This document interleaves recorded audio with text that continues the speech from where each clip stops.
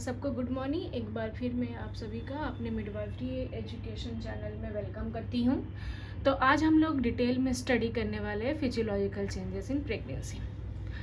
तो जो physiological changes in pregnancy है, बीइंग एनपीएम और स्टाफ नर्स और नर्सिंग स्टूडेंट जानना बहुत ही ज़रूरी है, ताकि हम उसको अपने सर्विसेज में, अपने एग्ज़ाम्स में उसको अप्लीकेबल कर सकें और सही तरीके से जो भी हमारे पास मदर्स आते हैं उनको ट्रीटमेंट दे सकें। तो हमारा आउटलाइन है physiological changes in virtual all organ system, cardiovascular system, haematological, respiratory, gastrointestinal, weight gain, skeleton, skin और breast. You need to know what are the normal parameters. आपको जानने की ज़रूरत है कि नॉर्मल पैरामीटर्स क्या होता है। What are the physiological changes during pregnancy, what is the reason for this changes. तो ये तीनों ही क्वेश्चन आपको जानना बहुत ज़रूरी है। Maternal physiological changes in pregnancy are the normal adaptation that women body undergoes during pregnancy to better accommodate the embryo और foetus. तो जो हमारा नॉर्मल मदर होती है, जब वो बेबी को बेबी को कंसीव करती है, तो उसकी जो बॉडी होती है वो बेबी को अकोमोडेट करने के लिए बहुत सारे फिजियोलॉजिकल चेंजेस उसकी बॉडी में होती है, जो हमें जानना बहुत ज़रूरी है। पहला है physiology. In this session, we'll understand more about adaptation of each system during pregnancy and underlying changes, learn to identify physiological changes and mimic mask disease, or provide rationale for common disorder in pregnancy. तो हम लोग देखते हैं कि बहुत सारी mother आती है हमारे पास कॉमन डिसऑर्डर्स लेके। तो हमें नॉलेज रहेगा तभी हम उनको एक्सप्लेन कर पाएंगे कि उन्हें ये प्रॉब्लम क्यों हो रही है, और वो उसमें डरने की बात नहीं है, और क्या उनको केयर करना है। अब हम पढ़ते हैं कार्डियोवास्कुलर सिस्टम। तो changes adaptation take place in the cardiovascular system to meet evolving maternal changes physiological function, to promote growth and development of placental fetal unit, or to compensate for the blood loss at labor. तो जो हमारा cardiovascular system होता है, जब mother pregnant होती है तो क्यों चेंजेस होता है, मीट करने के लिए, ताकि ये जो फिजियोलॉजिकल फंक्शन है वो अच्छे से हो सके, बच्चे का ग्रोथ एंड डेवलपमेंट हो सके, जो प्लासेंटल और फिटल जो होता है बेबी का, जो प्लासेंटा से सर्कुलेशन होता है वो अच्छे से मेंटेन हो सके, and to compensate for the blood loss at the labour. और इसलिए भी होता है कि जब जो डिलीवरी के समय, लेबर के समय ब्लड लॉस होता है उसको मीट कर सके। Blood volume. Why should blood volume increase. Blood volume क्यों बढ़ता है? तो सबसे पहला रीज़न है protect mother against harmful effect of impaired venous return.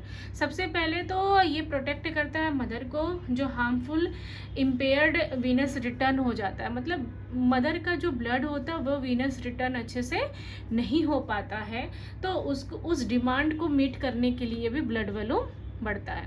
Meet the demand of enlarge uterus, जो जैसे कि बेबी दिन प्रतिदिन बढ़ता रहता है, उसके डिमांड को मीट करने के लिए। Supply extra metabolic need to the foetus, तो जो बच्चे का जो मेटाबॉलिक नीड होता है एक्स्ट्रा, हमें पता है कि जो बेबी को फूड मिलता है मैटरनल सर्कुलेशन से ही मिलता है, तो उसका जब एचबी बढ़ा रहेगा, उसका ब्लड रहेगा अच्छे से, तो बच्चे को अच्छे ऑक्सीजन मिलेंगे और अच्छे से फूड मिलेगा।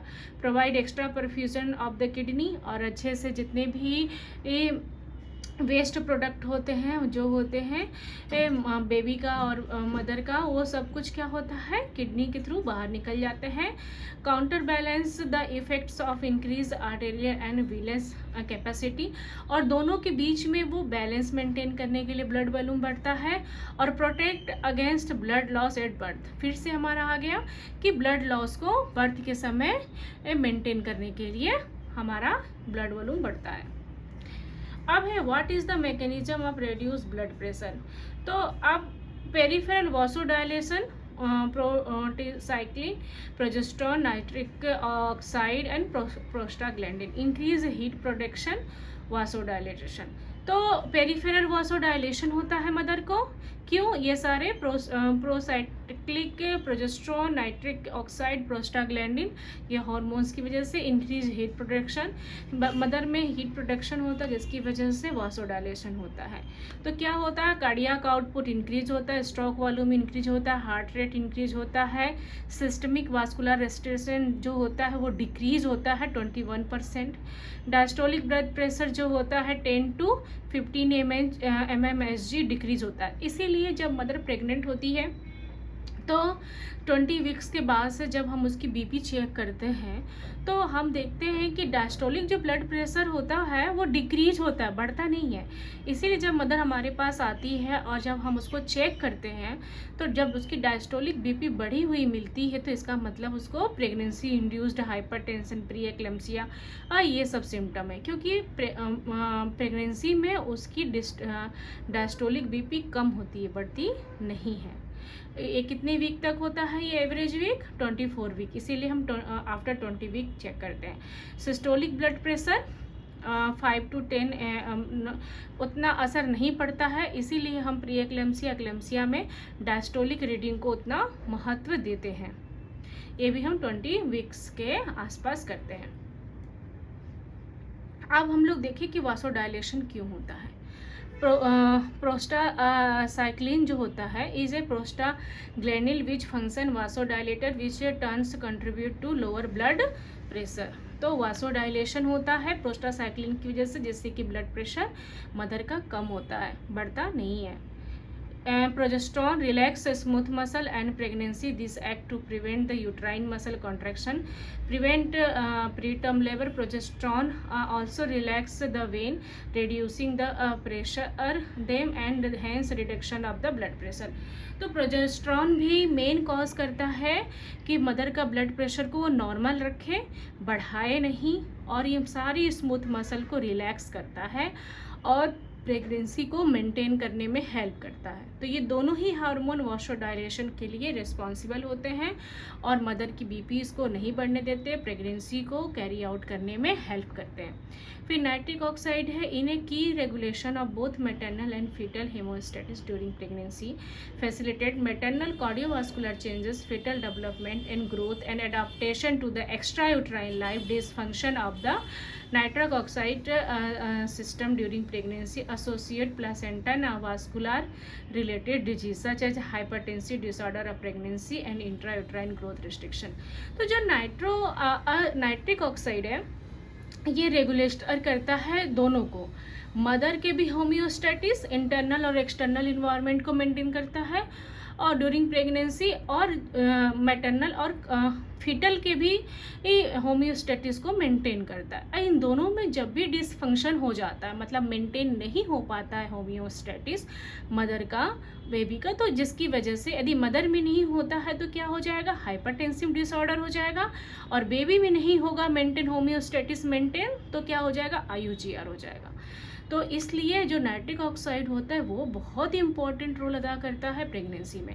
प्रोस्टाग्लैंडिन क्या होता है? Increase vasodilation by relaxing smooth muscle, hence the reduction blood pressure.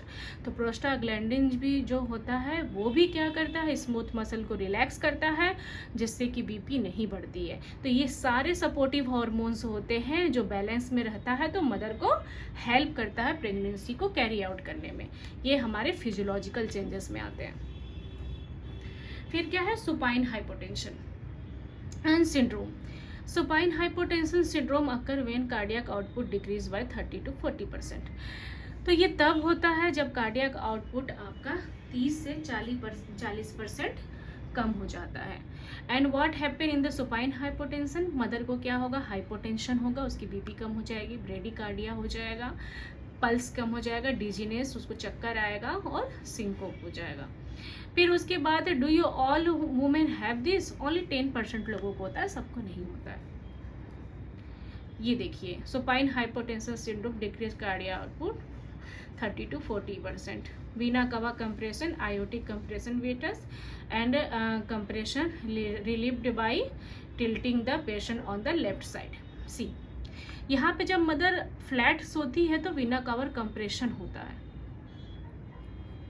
When pregnant women in supine position, flat or back, the weight of the uterus fetus pressed down on the supine and abdominal organ.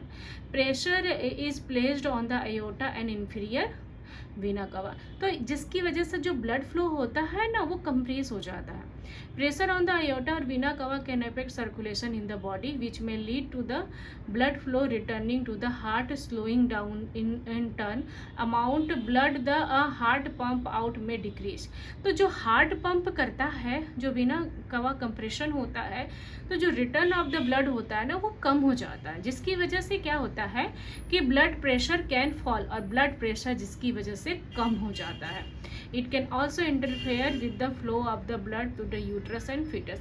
जाहिर सी बात है, जब उसको blood flow कम हो जाएगा तो cardiac output कम हो जाएगा. कार्डियक आउटपुट कम हो जाएगा तो उसका बीपी कम हो जाएगा, जिसको हम लोग बोलते हैं सुपाइन हाइपोटेंशन.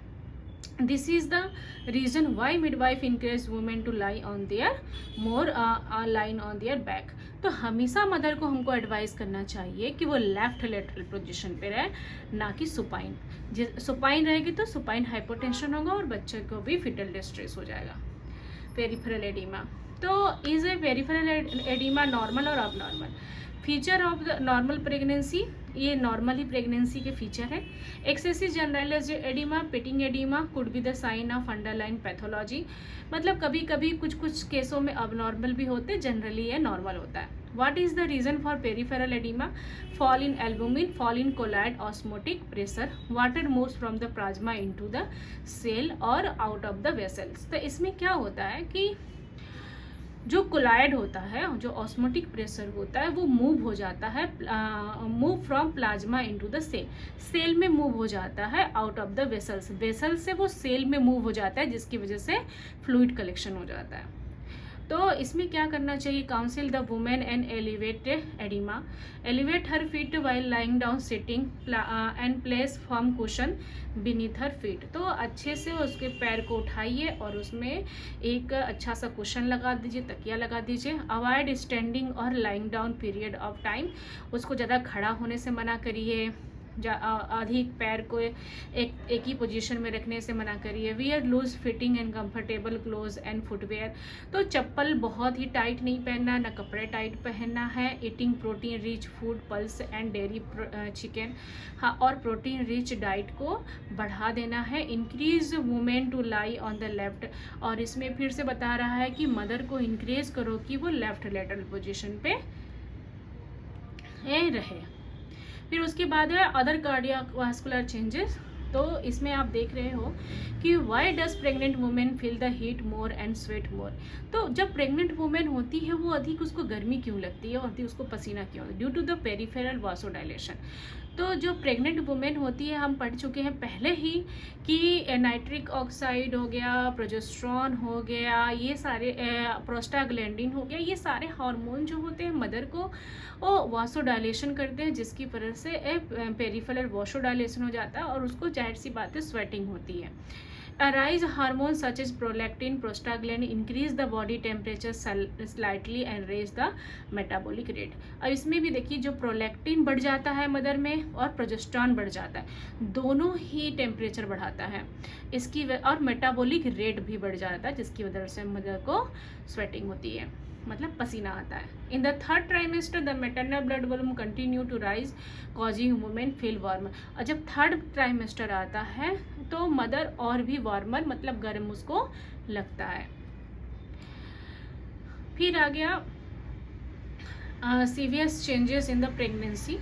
अब फिर से हमारा कार्डियोवास्कुलर चेंज जो सिस्टम उसका चेंजेस, उसका कंटिन्यूएशन है कि चेंजेस इन प्रेगनेंसी. हार्ट में तो जो हार्ट का साइज होता है, जो दिल की साइज होती है, वो increase in size, shift upward and left की तरफ से वो शिफ्ट हो जाता है.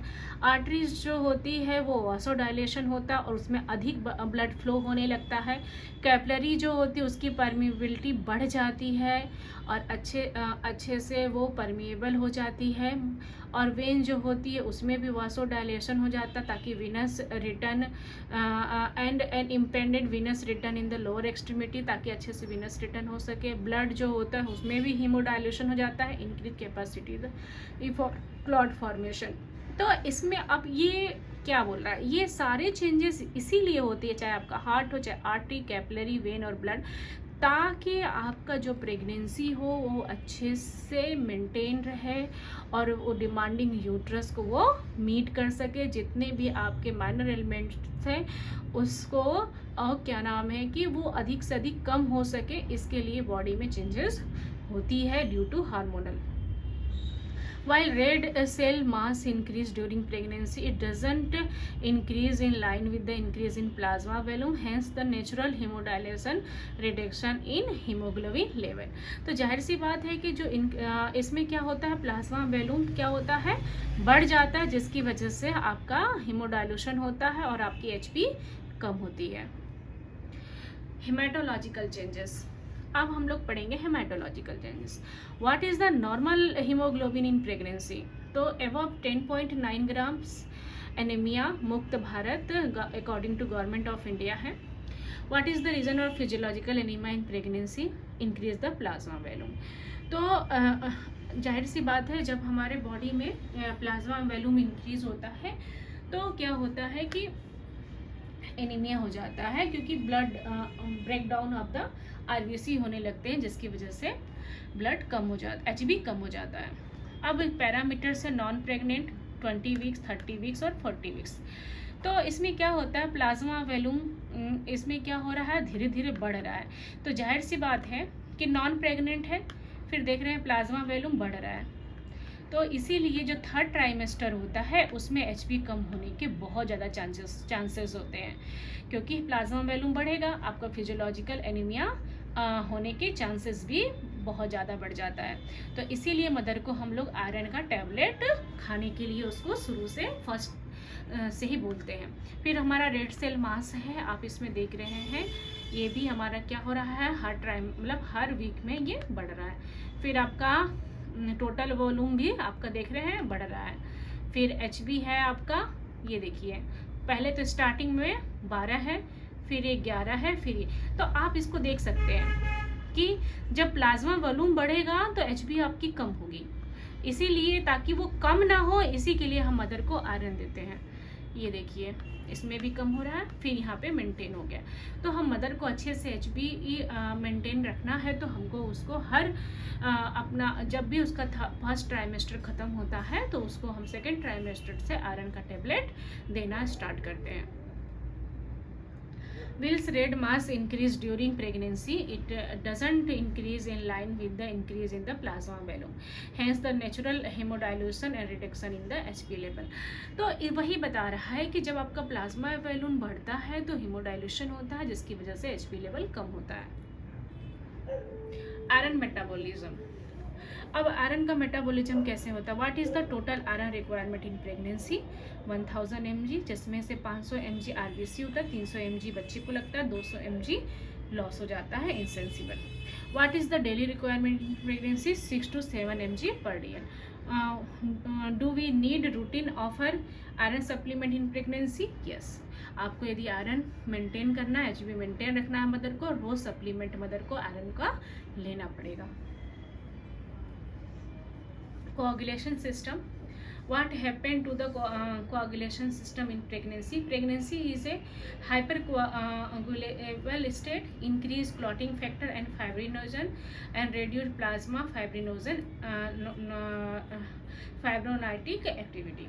तो इसमें क्या होता है कि हाइपर कोआगुलेबल स्टेट हो जाता है, जिसकी वजह से क्लॉटिंग फैक्टर्स वो होते हैं बढ़ जाते हैं और रिड्यूस करता है फाइब्रोनाइटिक एक्टिविटी। अब ये क्यों होता है? Blood in the pregnancy is more prone to the clotting, this is caused by hormonal changes affect the level of the clotting factor, anticoagulant and fibrinolytic activity in the plasma. तो इसमें जब भी आप प्रेग्नेंट होती है महिला, तो उसकी जो कोआगुलेशन जो क्षमता होती है, क्लॉटिंग फैक्टर की जो क्षमता होती है वो बढ़ जाती है। हेमाटोलॉजिकल चेंजेस, अब क्यों बढ़ती है ये क्लॉटिंग फैक्टर? ताकि जब डिलीवरी हो मदर का तो अधिक ब्लड लॉस ना हो, ये गॉड गिफ्टेड होता है। फिर उसके बाद है हेमाटोलॉजिकल चेंजेस। तो अब हम लोग जैसे हार्ट में पढ़े थे कार्डियोवास्कुलर में, ऐसे इसमें भी है, HB है, प्लेटलेट्स, WBC और फाइब्रिनोजन। एच बी आपका देख लीजिए 11.5 से 16.5 तक है। फिर प्रेग्नेंट का 10 से 12 है। और चेंजेस हीमोडाइल्यूशन हो जाता है। प्लेटलेट आपका 1.5 से 4 लाख है। And slightly decrease in normal pregnancy 1.4। तो प्लेटलेट आपका कम होता है, नॉट फंक्शनिंग, मतलब बहुत ज़्यादा इसमें चेंजेस नहीं होती हैं। जो WBC होता है वो आपका 4000 से 11000 होता है। प्रेगनेंसी में ये 9000 से 15000 हो जाता है, नॉर्मल इंक्रीजिंग प्रेगनेंसी। तो आपका जो HB होती है उसमें हीमोडाइल्यूशन होता है, प्लेटलेट में कोई चेंजेस नहीं होता है, WBC में थोड़ा इंक्रीज हो जाता है। और जो फाइब्रिनोजन होता है वो भी इंक्रीज हो जाता है प्रेगनेंसी में। तो रेस्पिरेटरी सिस्टम, तो हमारा जो हेमाटोलॉजिकल चेंजेस है उसमें ज़्यादा चेंजेस नहीं होता है। बस HB में हीमोडाइल्यूशन होता है, प्लेटलेट में कोई चेंजेस नहीं होता है, WBC में ये थोड़ा बढ़ जाता है ताकि वो मदर को इन्फेक्शन से प्रिवेंट कर सके। और फाइब्रिनोजन भी बढ़ जाता है ताकि मदर को ब्लड लॉस से वो बचा सके। Respiratory system, what is the reason for the dyspnea in pregnancy? Physiological hyperventilation, elevated diaphragm. तो ये फिजियोलॉजिकल हाइपरटेंशन में परमानेंट नहीं होता है, ये सिर्फ प्रेगनेंसी में ही होता है। और what is the percentage of women have dyspnoea? 60 with exertion and 20 with rest. तो जो 60 होती जो काम करते समय हो सकता है और 20 को रेस्ट के समय। हाइपरवेंटिलेशन क्यों होता है? Effect of the progesterone on the respiratory centre increase the sensitivity to carbon dioxide. तो due to the hormonal changes progesterone mother को सेंसिटिव हो जाती है कार्बन डाइऑक्साइड से, इसकी वजह से उसको ज़्यादा हाइपरवेंटिलेशन होता है। Progesterone causes the respiratory center in the brain to become more sensitive to carbon dioxide. As a result, the ratio between carbon dioxide and become unbalanced. Event on every carbon dioxide become unbalanced and rapid breathing. A mild from the hyperventilation therefore inevitable during pregnancy. तो हम जैसे ही पढ़ चुके हैं कि जो progesterone होता है प्रेगनेंसी में नॉर्मली बढ़ जाता है ताकि वो प्रेगनेंसी को कैरी आउट होने में हेल्प करे, मगर वो क्या होता है कार्बन डाइऑक्साइड से मोर सेंसिटिव हो जाता है, जिसकी वजह से मदर को हाइपर सेंसिटिविटी हो जाता है और हाइपर वेंटिलेशन होने लगता है ड्यू टू कार्बन डाइऑक्साइड। अब रिब केज एलिवेटेड हो जाता है। डायाफ्राम क्या होता है? बढ़ जाता है। Increase transverse diameter circumference, transverse diameter circumference वो बढ़ जाता है। फ्लेयर आउट द रिब्स हो जाता है। इंक्रीज सबकोस्टल एंगल जो होता है वो बढ़ जाता है प्रोजेस्टेरॉन और रिलैक्सिन हार्मोन की वजह से। During pregnancy the growing uterus and placenta and fetus push the abdominal organ in all the direction to make room to accommodate the this increase the volume ribs and help hormone progesterone relaxin and widen। तो हम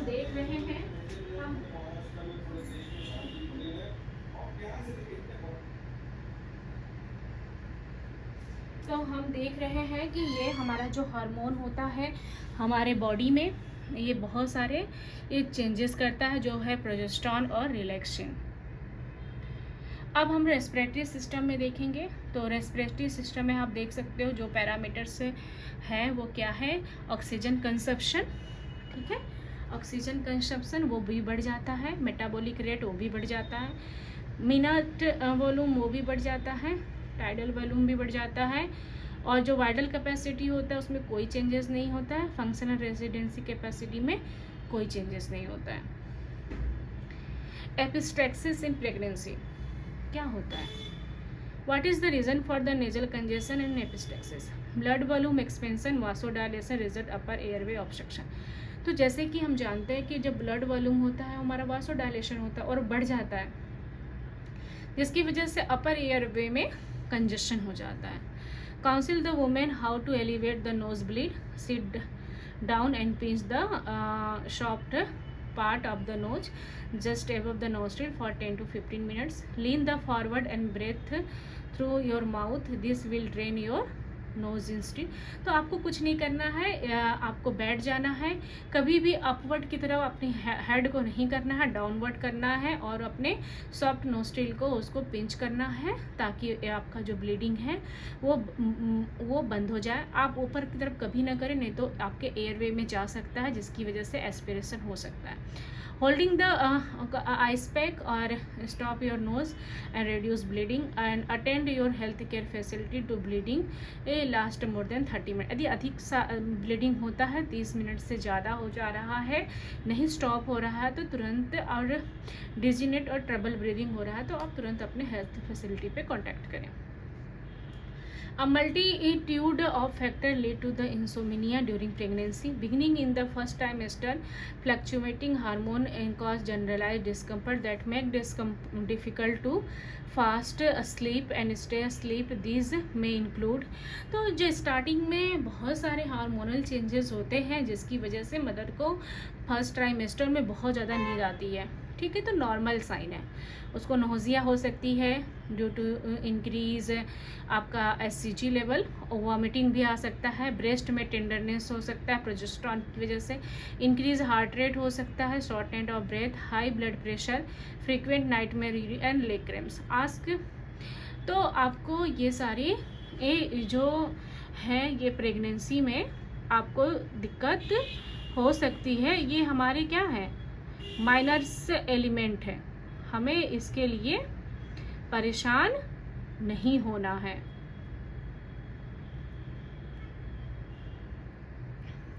फिर हमारे यहाँ है urinary system. What is the reason for the physiological hydronephrosis? Compression of uterus against pelvic brim, progesterone dilate the uterus. जैसा कि हम पहले ही पढ़ चुके कि हमारे बॉडी में प्रेगनेंसी में प्रोजेस्टेरॉन और रिलैक्सिंग हार्मोन बढ़ जाता है जिसकी वजह से वाशो डायलेशन हो जाता है, तो वो हमारे यूरेटर में भी हो जाएगा। स्मूथ मसल जो होते हैं वो रिलैक्स हो जाते हैं, फिर तो जिसकी वजह से मदर को बहुत बाथरूम लगती है और वो बाथरूम करने जाती है। What is the reason for increase urinary frequency, urgency और nocturia? Hormonal changes, hypervolaemia, increase renal blood flow and glomerular filtration rate. What is the cause of the increase urinary infection rate? Hormonal changes, decrease bladder capacity. तो mother को बार बार bathroom लगती है जिसकी वजह से वो बाथरूम जाती है, तो जाहिर सी बात है मॉइस्चर होता है, यूरेटर डायलिटेशन हो जाता है, वेसिकुलर यूरेटर रिफ्लेक्स हो जाता है, ग्लाइकोसूरिया होने लगता है जिसकी वजह से बैक्टीरियल ग्रोथ हो जाता है, इसलिए मदर को UTI होने के भी चांसेस है। ये डिक्रीज ब्लड फ्लो हो जाता इंक्रीज ब्लड फ्लो हो जाता है, ये प्रोजेस्टेरॉन, हाइपोमोबिलिटी ऑफ यूरेटर और इंक्रीज साइज कैलिक्स बढ़ जाता है, रिनल पेल्विस बढ़ जाता है, हाइड्रोनेफ्रोसिस हो जाता है, इसीलिए increase size of the uterus and hydro ureter. तो प्रेगनेंसी में ये क्या होता है, ये बढ़ जाता है जिसकी वजह से मदर को, और अधिक ब्लड सप्लाई होने की वजह से, अधिक ये बढ़ने की वजह से ब्लडर कैपेसिटी कम हो जाता है और मदर को बार बार बाथरूम जाना पड़ता है। फिर gastrointestinal system, ptyalism, excessive salivation and nausea and vomiting, morning sickness, abdominal distensions, pica होने लगता है, मतलब अननेचुरल थिंग्स खाने का उसका मन करता है, कॉन्स्टिपेशन और heartburn. What is the causes of Tylism? Due to gastroesophageal reflux और stimulation of the salivary gland, इसकी वजह से मदर को बहुत ज़्यादा सलाइवा आता है। Council women on the how to elevate ptyalism, तो कैसे टाइलिज्म को कम कर सकते हैं? तो eat small but more frequent meal, थोड़ा थोड़ा करके उसको बहुत खाना है, brush your teeth and mouth wash या several time, suck hard sweet अच्छे, और take frequent small sips of water. तो ये हमारा माइनर एलिमेंट्स में आता है, आप इसको आराम से इसको फॉलो करके कम कर सकते हैं। फिर what is the cause of nausea vomiting? तो हमें पहले ही पता है कि ये SCG हार्मोन की वजह से मदर को नोसिया और वॉमिटिंग फील होता है। और council women how to alleviate nausea and vomiting, eat small meal more often, sit up bed and fume before getting up and have some roti as early morning snacks, avoid